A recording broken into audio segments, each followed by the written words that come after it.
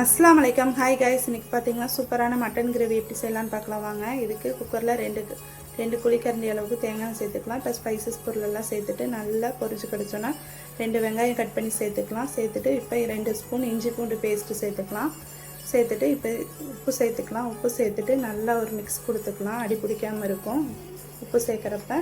இப்போ குட்டியாக ஒரே ஒரு தக்காளி மட்டும் ஆட் பண்ணிக்கலாம். ஏன்னா தயிர் சேர்க்கறதுனால நீங்கள் தக்காளி அதிகமாக சேர்க்க வேண்டாம். இப்போ 1/2 ஸ்பூன் மஞ்சள் தூள், 1 ஸ்பூன் மிளகாய் தூள், 2 ஸ்பூன் மட்டன் மசாலா இதெல்லாம் சேர்த்துட்டு நல்லா ஒரு மிக்ஸ் கொடுத்துக்கலாம். இப்போ நெக்ஸ்ட்டு 2 குழிக்கரண்டி அளவுக்கு தயிர் ஆட் பண்ணிக்கலாம். புளிக்காத தயிர், கெட்டியான தயிர் ஆட் பண்ணிவிட்டு இப்போ மூடி போட்டு க்ளோஸ் பண்ணி விட்டுடலாம். நல்லா எண்ணெய் பிரிஞ்சு கிடைக்கட்டும். இப்போ சூப்பராக எண்ணெய் பிரிஞ்சு கிடச்சிருச்சு. நல்லா கலந்து கொடுத்துட்டு இப்போ மட்டனை இது கூட ஆட் பண்ணிக்கலாம்.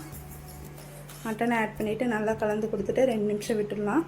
இப்போ சைட் பை பார்த்திங்கன்னா கொஞ்சமாக தேங்காய், 10 முந்திரி சேர்த்துட்டு நல்லா ஃபைன் பேஸ்ட்டாக அரைச்சிட்டு நல்லா இது கூட ஆட் பண்ணிக்கலாம்.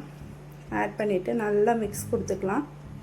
மிக்ஸ் கொடுத்துட்டு உப்பெல்லாம் செக் பண்ணிவிட்டு நீங்கள் குக்கர் மூடி போட்டு க்ளோஸ் பண்ணி விட்டுடலாம்.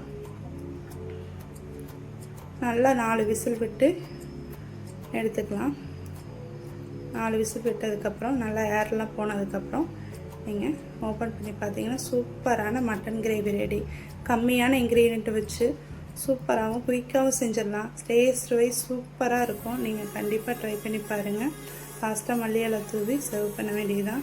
ரொம்ப சிம்பிளாகவும் செஞ்சிடலாம், குயிக்காகவும் செஞ்சிடலாம். கண்டிப்பாக ட்ரை பண்ணி பாருங்கள். எப்படி இருக்குன்னு ஃபீட்பேக் சொல்லுங்கள். தேங்க்யூ.